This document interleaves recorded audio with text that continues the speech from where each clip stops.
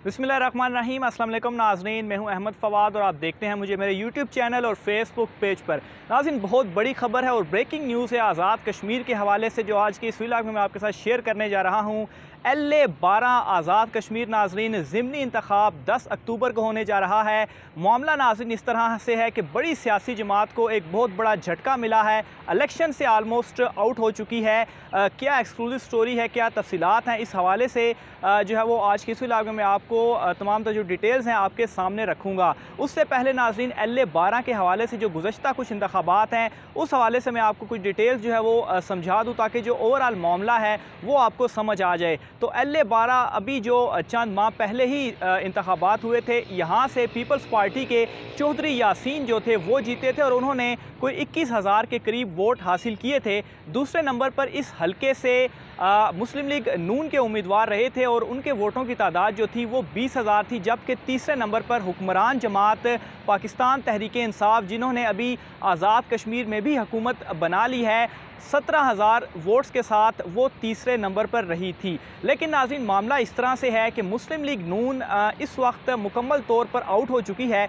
और उसकी सबसे बड़ी जो रीज़न है वो ये है कि राजा फ़ारूक हैदर साहब और जो दीगर उनके अरकान हैं, इवन के जो इस मरतबा इलेक्शन लड़ रहे हैं, सेम ही कैंडिडेट हैं जो कि इलेक्शन लड़ रहे हैं, कोई भी कंपेन उनकी जानिब से अगर ग्राउंड रियलिटीज़ को देखा जाए तो कंपेन नहीं की जा रही। जबकि पाकिस्तान तहरीक-ए-इंसाफ को एक एज हासिल हो गया है इस वक्त आज़ाद कश्मीर में हुकूमत का, और दूसरा ये है कि मरकज़ में भी उन्हीं की हुकूमत है। दूसरी जानिब नाज़रीन, अगर चौधरी यासीन के हवाले से बात की जाए तो शुरू में ये लग रहा था कि ये जो मुकाबला होगा वो एकतरफ़ा होगा और पाकिस्तान तहरीक-ए-इंसाफ इस मुकाबले को जीतेगी, क्योंकि जो वोटों का फ़र्क था वो कुछ ज़्यादा फ़र्क नहीं था, 4,000 वोट्स का फ़र्क था। और अगर मैं कुल रजिस्टर वोटों की तादाद आपको बताऊं तो 1 लाख से ज़्यादा कुल रजिस्टर वोट हैं। और नॉर्मली तौर पर भी इस तरह से देखा गया है, इवन कि आप गिलगित बल्तिस्तान के इंतखाबात भी देख लें तो जो जमात ऑलरेडी मौजूद होती है, जिसकी हुकूमत होती है, उसी जमात को एज हासिल होता है और ज़िमनी इंतखाब में भी वही जमात जीतती है। तो ये एज ज़रूर हासिल है पाकिस्तान तहरीक-ए-इंसाफ को, जिसकी वजह से ये कहा जा रहा था कि ये मुकाबला एकतरफ़ा होगा। लेकिन मामला अब कुछ इस तरह से है कि चौधरी यासीन बड़ी तगड़ी कंपेन कर रहे हैं और ख़ास तौर पर बिलावल भुट्टो और जो पीपल्स पार्टी की मरकज़ी क़यादत है वो भी आज़ाद कश्मीर में पहुंची है और बड़ा ज़बरदस्त एक जलसा उनकी जानिब से किया गया है। काफ़ी तादाद में वहाँ पर लोग जो थे वो आए थे पीपल्स पार्टी को सपोर्ट करने के लिए। और यहाँ पर यह भी मैं आपको बता दूँ कि ना सिर्फ इन इंतखाबात में बल्कि जो गुज़श्ता इंतखाबात थे उनमें भी ये जो नशिस्त थी वो पीपल्स पार्टी ने जीती थी और चौधरी यासीन ही यहाँ से जीते थे।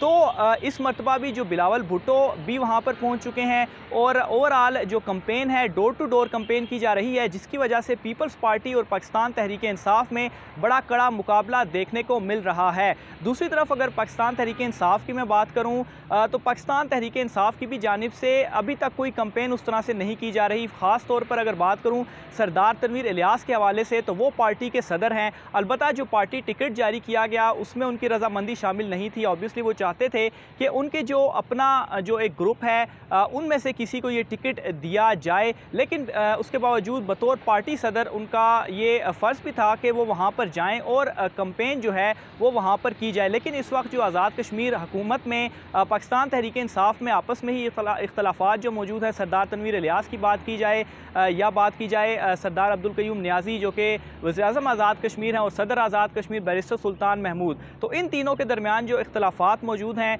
उसकी वजह से ये जो इलेक्शन है वो मुतासिर हो सकते हैं। हालांकि नाज़रीन, बैरिस्टर सुल्तान महमूद और सरदार अब्दुल क़य्यूम नियाज़ी का ना जाना हल्के में समझ में आता है और ये एक बड़ा अच्छा भी जेस्चर होगा कि वो वहाँ पर बतौर वज़ीर-ए-आज़म जाकर तो कुछ जो है वो हो सकता है कि इस तरह से लोग बात कर सकते हैं कि वज़ीर-ए-आज़म है वो हल्के में आएँ। लेकिन अगर बात की जाए सरदार तनवीर इलियास की तो वो तो पार्टी सदर हैं, उन्हें हल्के में ज़रूर जाना चाहिए। लेकिन खैर उनके अपने इख्तलाफात हैं और उस हवाले से एक डिटेल व्लॉग में कर चुका हूँ और आप नाज़रीन तक वो डिटेल पहुँचा चुका हूँ किस तरह से वज़ीर दाखिला वो बनना चाहते थे, लेकिन ऑब्वियसली आपसी इख्तलाफात की वजह से वो वज़ारत दाखिला उनको नहीं दी गई। अब नाज़रीन मैं दोबारा आता हूँ हल्के की जानिब LA-12 के हवाले से।